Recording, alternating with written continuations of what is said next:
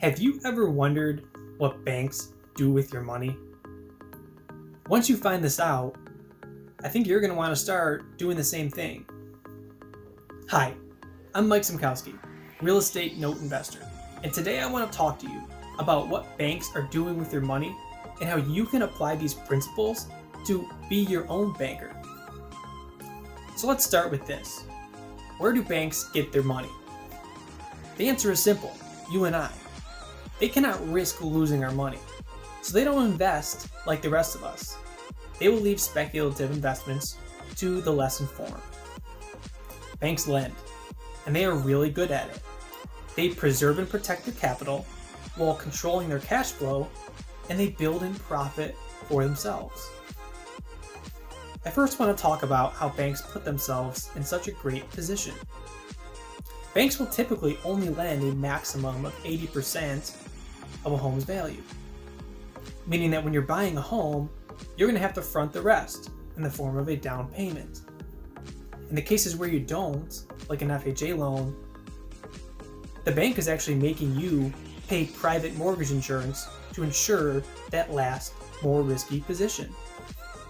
There are certainly people scared of putting their money in the stock market, but how many people are scared to put their money in a savings account? Not many. But banks are in the note business. That's what they do. They lend money. And the fact is, banks put themselves in the best position possible. They don't loan on the entire value of a home. They build in a buffer, reducing their risk. They charge points and origination fees up front. And lastly, the interest rate, which they decide, follows on an amortization table, which heavily weights the interest payments towards the front of the loan. A well-vetted note deal, purchased at the right price, offers the same exit strategies and security that a bank has.